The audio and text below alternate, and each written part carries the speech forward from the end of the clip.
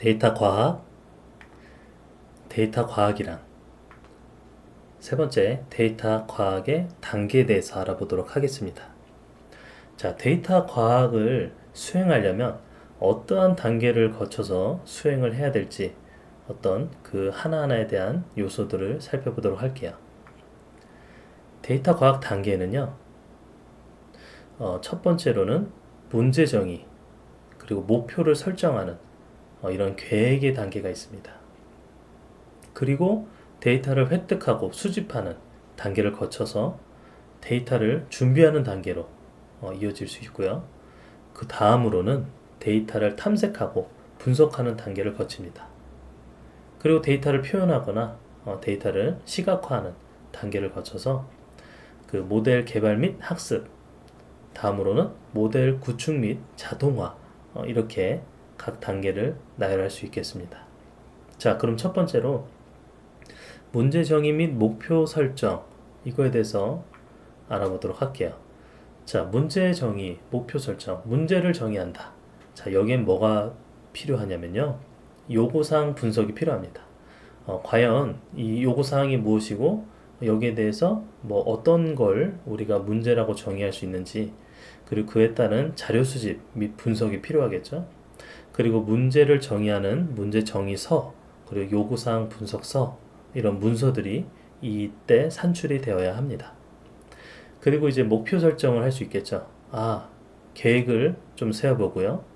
그 다음에 이 실행 계획을, 그래서 어떠한 플랜, 액션 플랜을 어떻게 가져갈지, 그 다음에 이 각각에 대해서 작업 기술서를 또 문서로 산출을 해야 합니다. 자, 다음으로는 데이터 획득 및 수집입니다. 데이터를 획득하고 수집하는 그 방법에 따라서도요, 데이터를 먼저 선정하고, 그 다음에 데이터의 위치가 어디에 있는지 파악을 한 다음에, 그리고 그 데이터가 어떠한 유형을 가지는지 파악을 해야 합니다. 그리고 수집할 수 있는 그 데이터를 수집하기 위한 기술은 무엇이 있는지, 그리고 그 데이터에 대해서 어떤 보안 사항을 점검을 꼭 해야겠죠. 그 다음에 이제 데이터를 수집하는 그 계획서를 작성을 해야 합니다. 여기서도 수집 계획서가 산출이 되어야겠죠. 자, 다음은 데이터 준비입니다. 이 데이터 준비 과정에는요, 데이터 정제, 클리닝이라고 합니다. 데이터 클리닝 과정이 있고요. 그 다음 데이터 통합, 데이터의 인테그레이션, 그 다음 데이터 축소, 데이터 리덕션, 그 다음 데이터 변환, 데이터 트랜스포메이션, 이렇게 이 각각의 단계를 거치는데, 이 프리퍼레이션, 준비 단계에서는요, 첫 번째로 이제 데이터를 어떤 정제 과정을 거쳐야 됩니다. 이거에 대해서도 우리가 자세히 나중에 살펴볼 텐데, 데이터 정제에 대해서 간단히 알아보면, 데이터는요, 어떤 누락이 있거나 뭐 잡음, 그 다음에 좀 데이터 자체에 어떤 모순된 어떤 값들이 있어서 그것들을 좀 정합성이 맞도록 좀 교정하는 작업이 필요합니다. 이런 작업들을 데이터 정제라고, 데이터 클리닝 작업이다라고 이야기를 합니다. 자, 그리고 이제 데이터 통합입니다. 데이터 통합에 대해서도 간단히 살펴보면, 데이터가 여러 개의 어떤 데이터베이스, 여러 개의 데이터셋, 집합들이 있고, 또는 어떤 파일들이 있다면 그것을 통합하는 과정, 그런 과정을 거쳐야 되는데, 그 과정을 데이터 통합이라고 정의를 하고 있습니다. 그 다음으로는 데이터 어떤 축소 과정이 있는데요.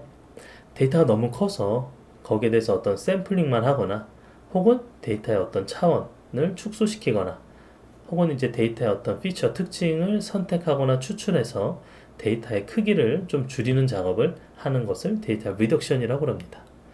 자, 그리고 마지막으로 데이터 변환이 있는데요. 데이터 변환은 데이터를 정규화하거나 이산화 또는 집계를 통해 변환하는 작업을 데이터 변환이라고 이야기를 합니다.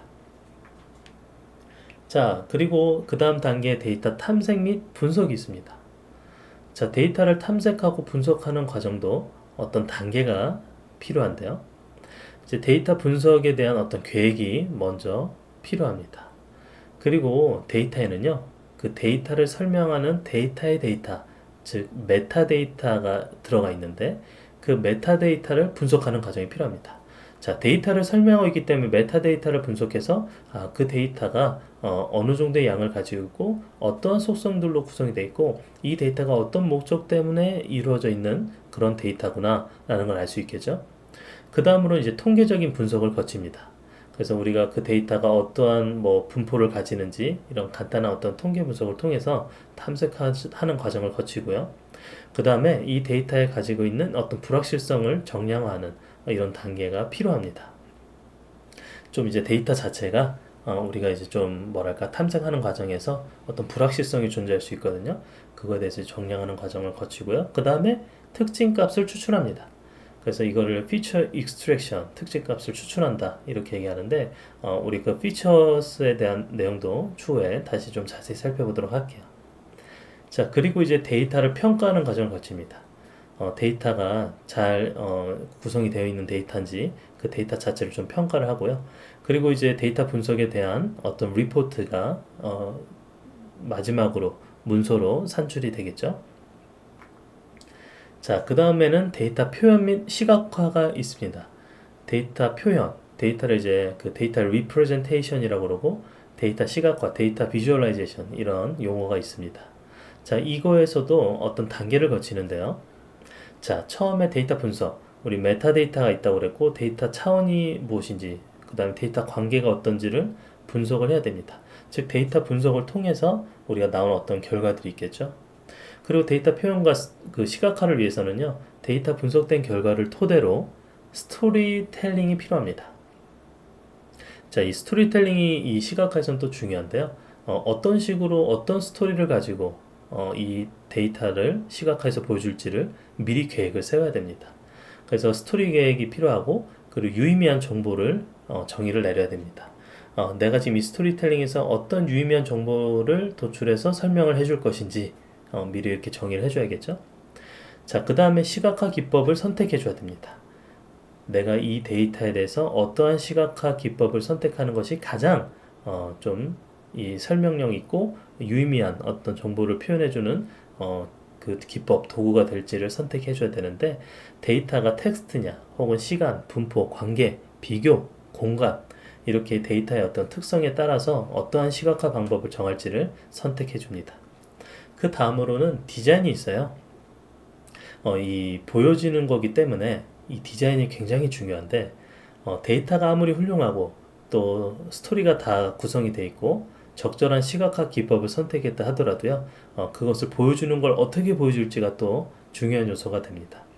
그래서 그 디자인도 보여주는 사람에 따라서 데이터를 설명하는 어떤 디자인으로 어떤 게 좋을지 이해와 공감이 필요하고요.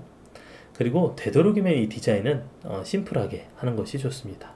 Simple is best라는 얘기가 있죠. 그 다음에 이제 형상화, 그리고 색상은 어떻게 할지, 어떠한 모양을 가지면 좋을지, 그리고 어떠한 색상으로 표현하는 게 좋을지를 정의해 줘야 됩니다. 이 시각화에 대해서도 우리가 추후에 자세히 살펴보도록 할게요. 자, 시각화에 대해서 뭐 좀 예입니다. 예. 그래서 제가 예를 좀 가져왔는데 이렇게 어떤 이 좀 구성을 설명해 주는 뭐 이런 내용들을 이렇게 시각화로 좀 표현을 해줄 수도 있고요. 그리고 우리가 또 시각화에 또 여러 가지 뭐 이렇게 표로 보여주는 것도 시각화 방법이고 뭐 이런 어떤 표현으로 보여줄 수도 있고요. 이런 차트로. 그 다음에 이런 지도상에서 보여주는 이 공간 데이터를 보여주는 시각화죠. 어디로 이렇게 전송이 되는지를 이렇게 좀 자세히 또 보여줄 수도 있고, 그 다음에 이제 어떤 스태티스트 이런 그 도표, 이런 차트를 또 막대 그래프 차트를 이용할 수도 있습니다. 그 다음에 이렇게 좀 연속된 형태의 데이터는 이런 식으로 또 차트를 나타내서 볼 수도 있고요. 또 여기 마켓 어널리시스 이런 분야도 이게 차트가 이제 두 가지 형태의 차트가 결합된 형태죠. 그래서 이런 형태로도 이렇게 시각할 수 있습니다. 자, 이렇게 시각화 혹은 또 이런 어떤 이런 기능들을 잘 모아놓은 대시보드라는 개념이 있는데 이거에 대해서도 굉장히 많은 어떤 표현 방법과 그리고 뭐 디자인들이 있습니다. 그거에 대해서 또 나중에 살펴보도록 할게요. 자, 다음으로는 모델 개발 및 학습이 있습니다.